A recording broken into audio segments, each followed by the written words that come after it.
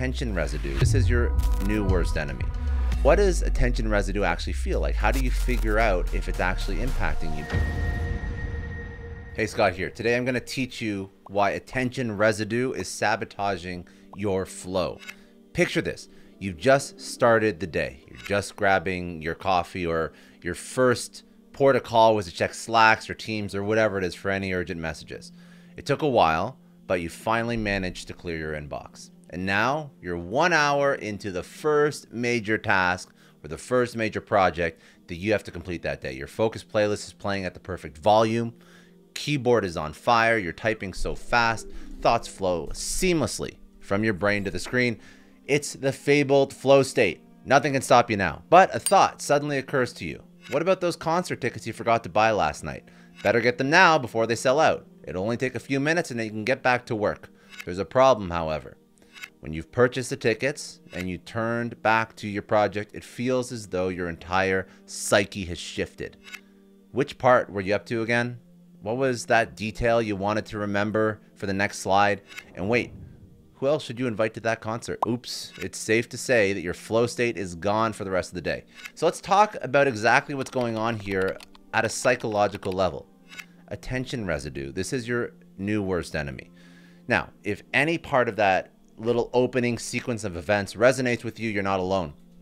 TeamStage found that 98% of the workforce gets distracted about 3 to 4 times each day. It's estimated that distraction costs U.S. businesses around $650 billion every year. So yes, distraction in the workplace is a huge problem. But why is it a problem? What's a quick phone check here or there, a brief intermission to reply to messages on Slack? Listen, in my travels this week, internet travels, I stumble between, all the different rabbit holes I go down. I stumbled across a concept called attention residue. It's a term that was first coined by Dr. Sophie Leroy, and it describes what happens when your focus on one task is interrupted, even if only for a few seconds. You find yourself trying to return to the same level of concentration as before. The issue here is that our brains don't switch tasks instantly. Instead, they linger over the previous job for some time afterwards. And even though you may have finished replying to messages or checking your phone, part of your mind remains focused on these activities. So Dr. Leroy calls this residue because of the way in which it builds up over time. The more frequently you switch tasks throughout the day, the more of this residue accumulates in your mind. As it builds up, so does your mental fatigue. So reaching flow state becomes next to impossible. Now let's go behind the science. It's actually very fascinating to dig into Dr. Leroy's research on this topic. She's been studying attention science for 17 years. That's a long time, and it shows her depth of passion for the subject. The good news is that she's unraveled a lot of mysteries in the space.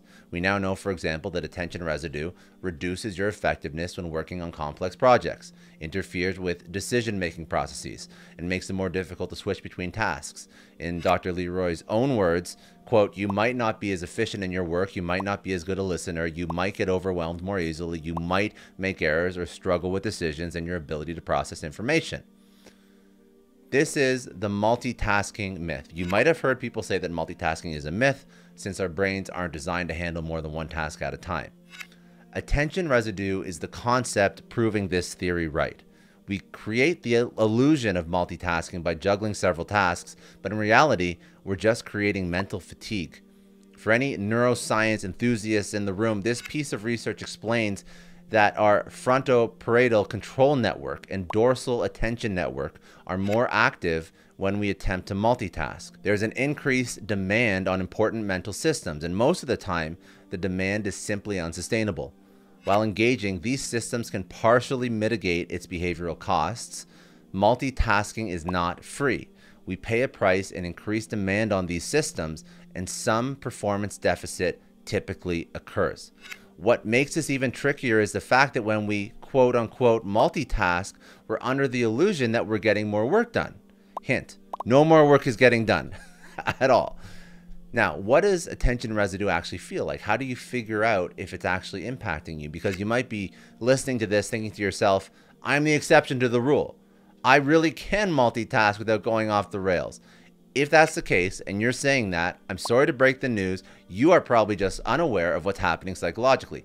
Attention residue isn't always obvious. Sometimes it's as clear as day. You feel your brain fogging up as you switch from one task to the next. Other times it's more subtle and hard to pinpoint. You could be feeling overwhelmed or having difficulty making decisions.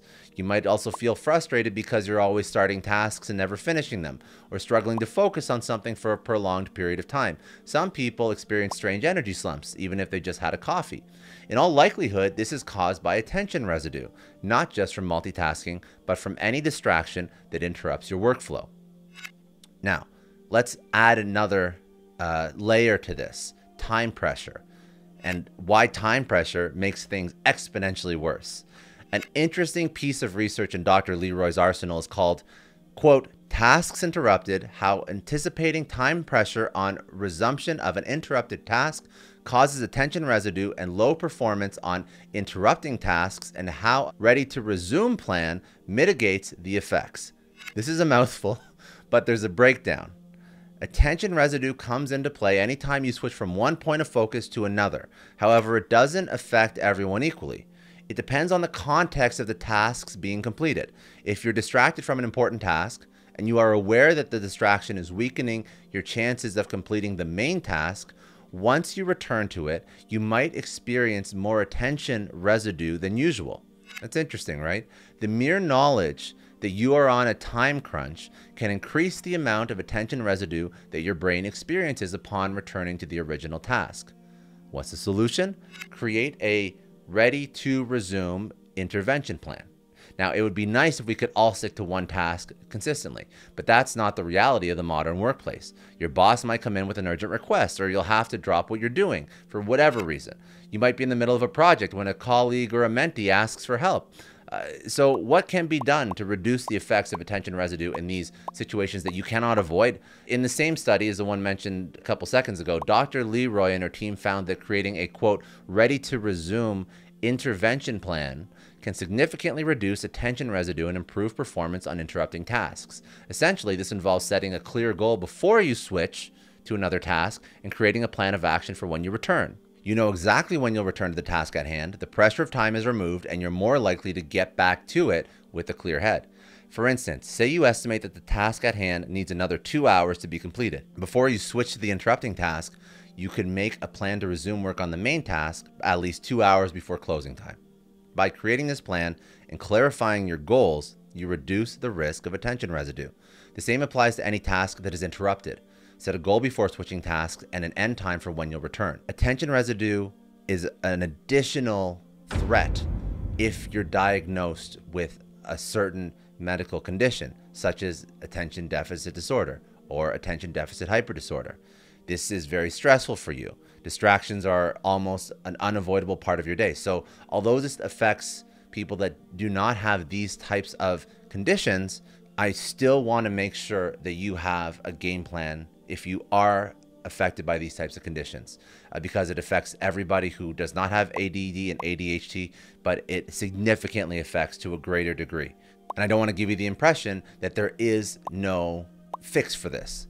So here's the thing. If you do have an additional complication, your attention span is like a muscle.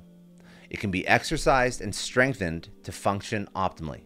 When the distractions come, and they will, you can't simply block them out, but you can control how you manage those distractions. For instance, instead of jumping straight over to your email inbox when you hear a ping, take a second to note down where you're up to in the current task and when you're going to return. Create an immediate return plan. The simple act of grounding yourself in the current task will help you switch back with more clarity. If a distraction is something that you can easily ignore, do so. You could even just turn off the sound on your phone, on your computer, so that you don't hear that ding. Don't let yourself be tricked into thinking that every distraction must be attended to immediately. So you architect your environment for you to succeed. There are some things that can wait, and if they don't need your attention right away, then leave them until later. Use strategic stimulation. You'll find it uncomfortable when your brain isn't stimulated enough, and that's when the distractions start to come. So stimulate yourself strategically by playing some binaural beats or using a standing desk. It's a challenge to go against the programming of your neural pathways, but remember that your attention span can be shaped, strengthened, and sharpened like a knife. Now, let's also add on another layer of complexity. But what if you're just addicted? Maybe it's not your colleagues distracting you. Maybe it's not Slack messages. Maybe it's TikTok or YouTube or Instagram. The truth is that many of us are hooked on the dopamine hit associated with social media use, and it can be hard to break free from this cycle. Seriously, studies exist that compare our addiction to social media with that of a drug addict. And then there's a theory called the goldfish effect. Studies are beginning to link social media use with lower attention spans, literally shorter than that of a goldfish. In other words, extensive use of social media is impacting our ability to focus on important tasks, and that can have serious implications for our productivity. Now, there are many rabbit holes that you can go down when trying to cut out social media use. I mean, you can download app blockers, you can delete accounts, you can even switch your phone into airplane or grayscale mode. But there's only one strategy I found effective personally, and that's physical removal. In other words, get your phone out of your workspace, out of sight, out of mind. So what's the takeaway out of all of this? Attention residue is a real problem, and it's one that can be managed or even conquered with the right strategies.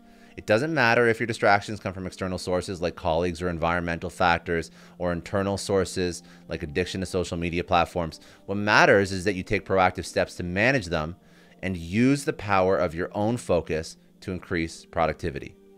So just a question for anybody listening. Have you noticed the effects of attention residue in your own work life? If so, please leave some strategies that you have for managing it, because I can guarantee if you're dealing with this and you're watching this, there's other people that are watching this as well that would appreciate how you've architected a good environment so that this does not distract you. So if you do have some strategies, leave them in the comments below. If you are watching this on YouTube, hit like, hit subscribe. If you are listening to this, share it with somebody who'd find it useful.